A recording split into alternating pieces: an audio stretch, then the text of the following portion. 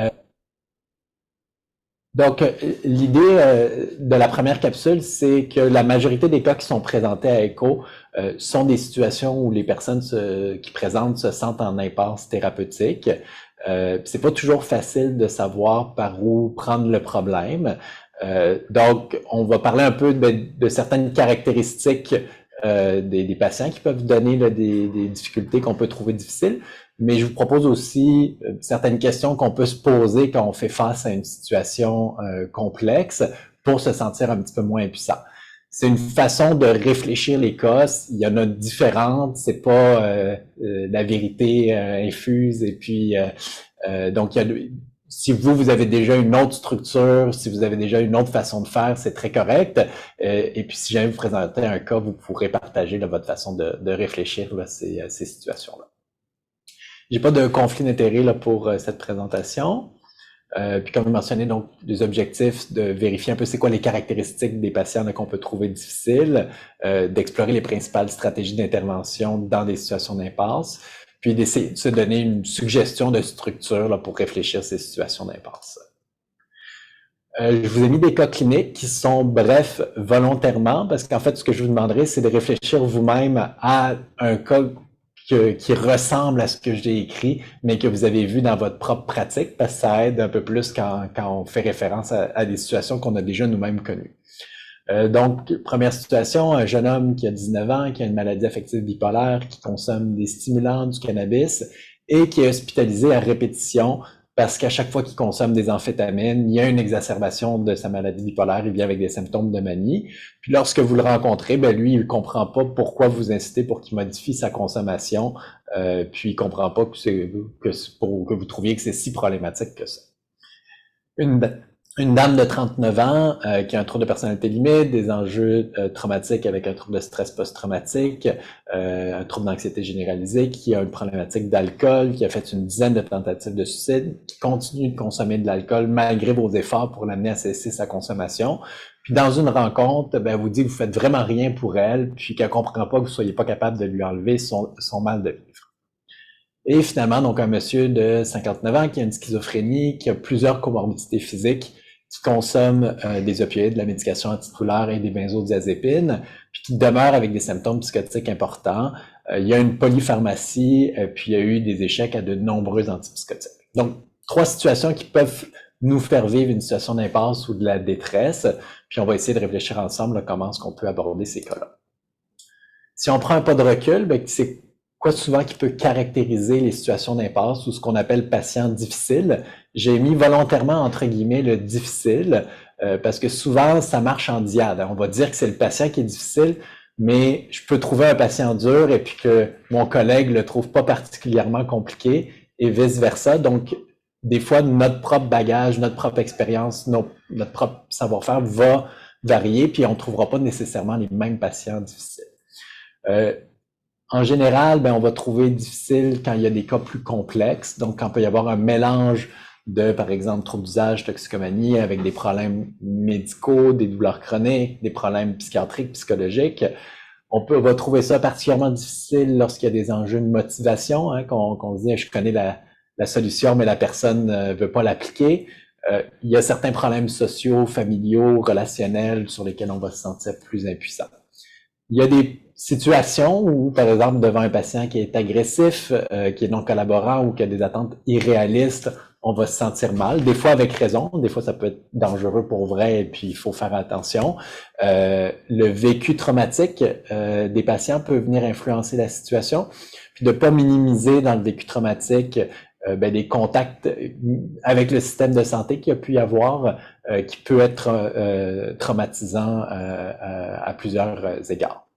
La stigmatisation de la société, mais nous-mêmes, même si on essaye fortement de pas être stigmatisant, faut être conscient qu'on risque d'avoir des biais sans le vouloir, de par nos valeurs, de par notre culture, puis que les patients vont eux-mêmes avoir leurs valeurs, leur culture, puis auront peut-être pas la même façon de voir le monde, de voir les objectifs que nous. Des patients qui ont des agendas cachés, qu'on a l'impression qu'ils veulent nous utiliser, souvent c'est des situations qu'on va trouver difficiles.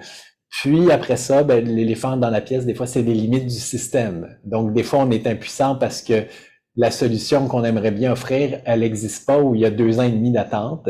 Et puis, c'est cette partie-là, c'est les limites de notre système là, qui fait que ça devient compliqué. Quand on parle de troubles concomitants, hein, donc toxicomanie, santé mentale, ben, juste rappeler que c'est assez fréquent, mais que c'est un facteur justement d'évolution défavorable. Puis tout a tendance à être un peu pire que si on a un seul de ces deux problématiques-là. Donc la combinaison des deux va faire que la dangerosité va être accrue, que le risque de suicide, par exemple, va être augmenté. Il y a plus de risques de complications médicales, physiques, il y a plus de vulnérabilité sociale, donc plus de risques de se retrouver en situation d'itinérance. Les gens vont avoir plus de difficultés d'accessibilité aux soins, puis les suivis vont être souvent plus chaotiques avec plus de périodes de crise. Ça peut facilement entraîner là, de l'épuisement au niveau des proches, au niveau des professionnels. Toujours se rappeler que les difficultés viennent en dyade, donc le vécu, l'expérience du patient va avoir une influence, mais celle du soignant aussi. Donc, d'un côté, si je résume le vécu traumatique, l'expérience avec l'autorité, le fait d'avoir été ou non victime d'abus, les relations du passé, les valeurs, la culture du patient peuvent venir rendre la situation difficile. Mais de l'autre côté, nos valeurs, notre culture, nos propres relations passées, nos propres expériences, des fois avec d'autres patients ou dans nos expériences personnelles, va venir teinter la vision qu'on a de la personne qui est devant nous. On peut chacun avoir une tolérance différente à l'inconfort, au sentiment d'impuissance, au sentiment de se sentir incompétent. Des fois, c'est qu'il faut qu'on aille chercher des connaissances supplémentaires, mais des fois, la situation, peu importe qui voit la personne, on va avoir ce sentiment-là, puis il faut apprendre à négocier avec cette sensation-là. La frustration de ne pas être écouté, hein, donc ça arrive souvent qu'on dit on sait quoi faire, mais pourquoi il m'écoute pas, pourquoi il fait pas ce que je lui dis. Puis c'est quelque chose qui est qui est plutôt la norme. Pour vous donner un exemple assez concret, dans toutes les maladies chroniques, pas juste en psychiatrie, hein, les traitements pharmacologiques, c'est à peu près une personne sur deux qui les suit pas comme il faut. Donc c'est plus la norme que l'exception, que les gens fassent pas ce qu'on leur demande de faire. Donc toute la notion aussi de résistance au changement. Il y a plusieurs situations qui peuvent nous générer une réaction émotionnelle, puis ça va nous empêcher de réfléchir. Donc, quand on a peur, quand on se sent intimidé, quand on se sent utilisé, et puis pour faire un peu du pouce à ce qui a été mentionné dans le cas, ben on va avoir soit l'envie de susciter le rejet, de repousser la personne, de venir, si on reprend le triangle, un petit peu le persécuteur, ou à l'inverse, l'envie de le sauver et puis d'en faire trop pour ça. Ces réactions personnelles qu'on va avoir, je voulais pas rentrer dans trop la théorie de tout ce qui est contre-transfert, tout ça, parce qu'on n'avait pas le temps, mais ces réactions que certains patients vont nous faire vivre, on pourra pas les effacer complètement. Puis l'idée, ben, c'est d'apprendre à se connaître assez pour que ça puisse aussi nous servir des fois de signal. Puis de se dire, ben, quand je réagis comme ça, quand j'ai ce sentiment-là, ben c'est peut-être que j'ai tel type de patient devant moi, puis il faut peut-être que j'adapte ma façon de faire, puis de développer des trucs comme ça en réaction à ce qu'on ressent. Des rappels de base, donc à chaque fois que je présente sur des situations d'impasse, je me dis « Ah, ben c'est trop de base, je devrais pas le dire », mais quand je repense à des situations difficiles ou quand c'est présenté, il y a souvent de ces aspects de base-là qui sont oubliés. Donc, de se rappeler d'avoir une approche empathique, bienveillante, où on veut éviter de juger la personne, puis c'est beaucoup plus facile à dire qu'à faire dans les situations d'impasse. L'autre aspect qui est difficile, ben, c'est de trouver un juste milieu entre avoir un rôle d'expert, mais pas nécessairement en prendre la position pour ça. Donc, de naviguer là-dedans. De savoir que, dépendamment du contexte, une même personne avec le même patient fera pas nécessairement la même chose. Donc, si je rencontre un de mes patients à l'urgence, à la clinique externe, avec une équipe multidisciplinaire ou lors d'une hospitalisation, ben, je ferai pas nécessairement la même intervention. Et un autre point important, ben, d'éviter de blâmer involontairement le patient. La nature humaine est faite que quand on a une difficulté, c'est toujours plus facile de se dire que c'est la faute des autres que la nôtre. Donc, on a le réflexe souvent de blâmer la personne qui est devant nous. Il existe des patients difficiles. C'est vrai que dans beaucoup de cas, ils ont une grosse part de responsabilité, mais on contrôlera pas cette part de responsabilité de leur contrôle, qui leur appartient. Ce que nous, on va contrôler, c'est comment on s'adapte à ça. Donc, ça vaut la peine de se dire, ben, il y a un patient difficile devant moi, il y a cette difficulté-là. Qu'est-ce que moi, je peux faire pour m'adapter, pour mieux aider la personne devant moi, puis aussi me préserver comme professionnel, comme intervenant.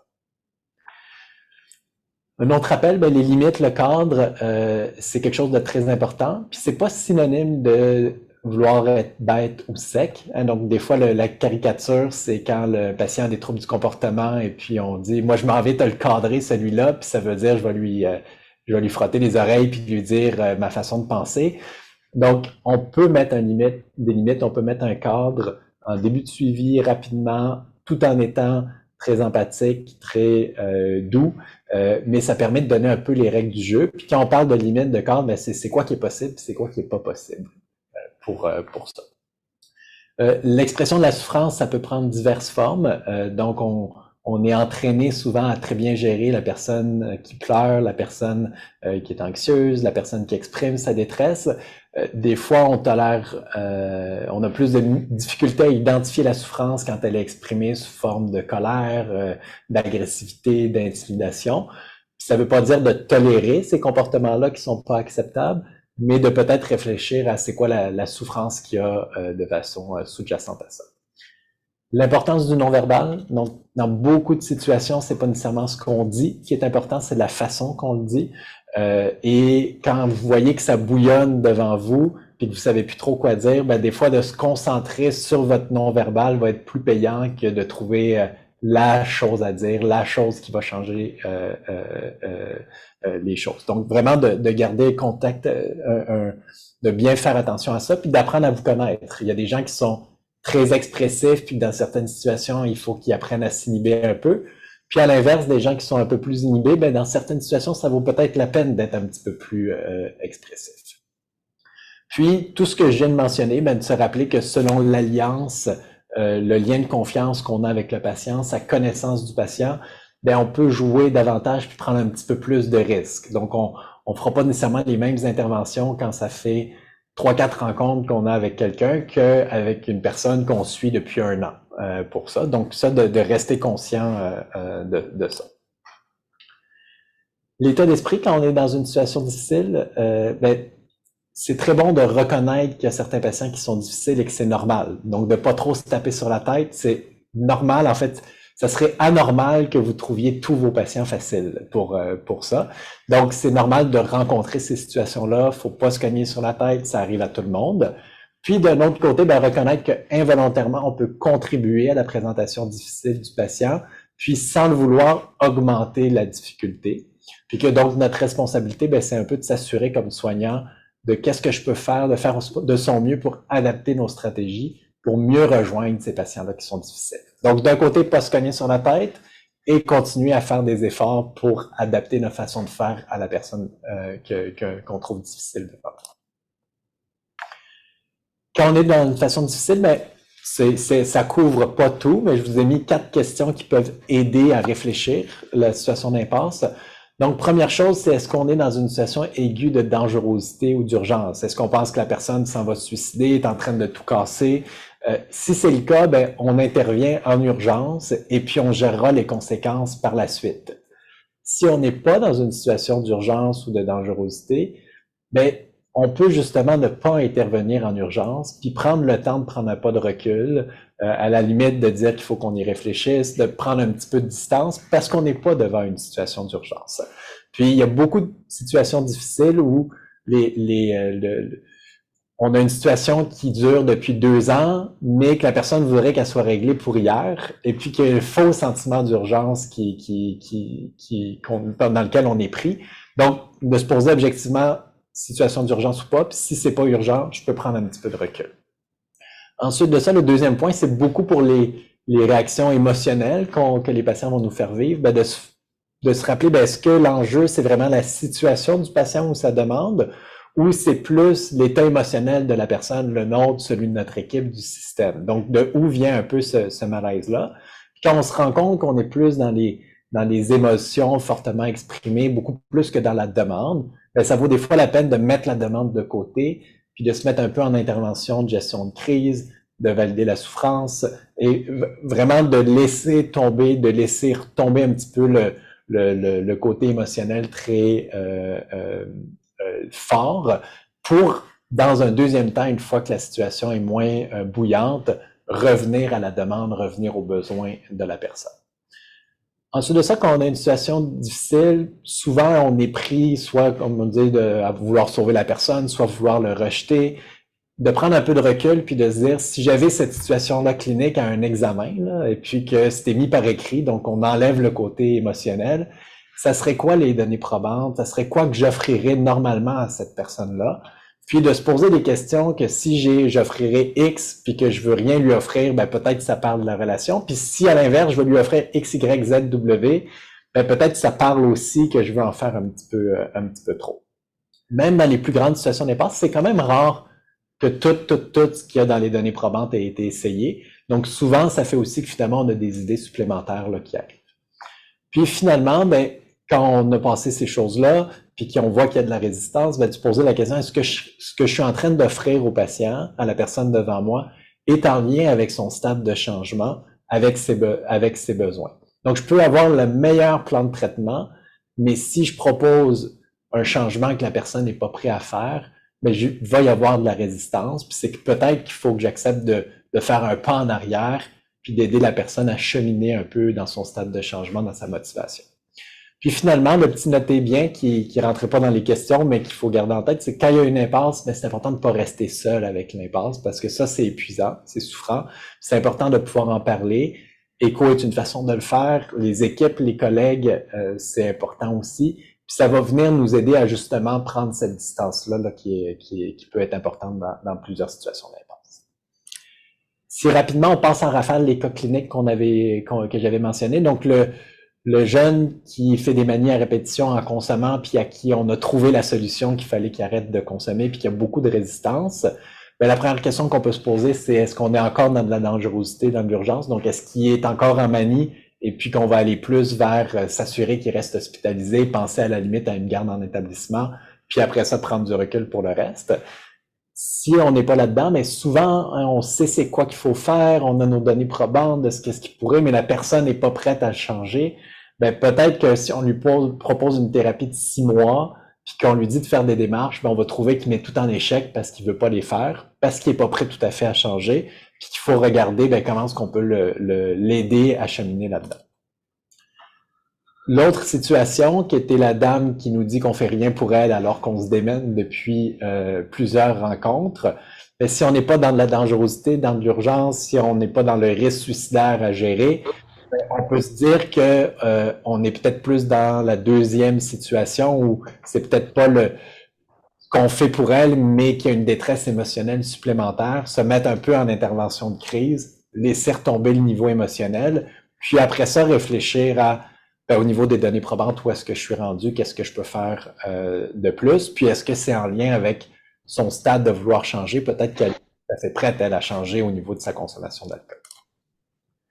Le dernier cas, qui est plus pour démontrer que dans certaines situations, ben, même si on a tout essayé, il y a certains cas où il y a des limites encore aux interventions, que ce soit biologiques, psychologiques, sociales, puis que peut-être cette personne-là qui est très malade, qui a eu plein d'essais thérapeutiques, ben on peut réfléchir, est-ce qu'il y a encore des changements, des ajustements qui peuvent être faits, mais peut-être qu'il faut aussi revoir nos propres objectifs. Donc peut-être que si je m'attendais qu'il puisse vivre en appartement tout seul puis aller travailler à temps plein, peut-être que c'est pas réaliste avec la sévérité de la problématique qu'il a, puis qu'il faut trouver des petits pas, des petits objectifs sur lesquels on va pouvoir construire, puis avoir le sentiment qu'on avance petit à petit. Ça va être aussi bien plus bénéfique pour la personne qu'on a devant nous, parce que si on prend un objectif qui est trop haut, trop large, ben elle va se sentir elle aussi en échec à répétition. Voilà, donc j'ai fait un survol assez rapide. Il nous reste quelques minutes là pour si jamais il y a des questions, des commentaires. Puis, comme je vous mentionne, là, c'est surtout les questions à la fin, là, c'est plus une suggestion de questions qu'on peut se poser. Mais si vous avez déjà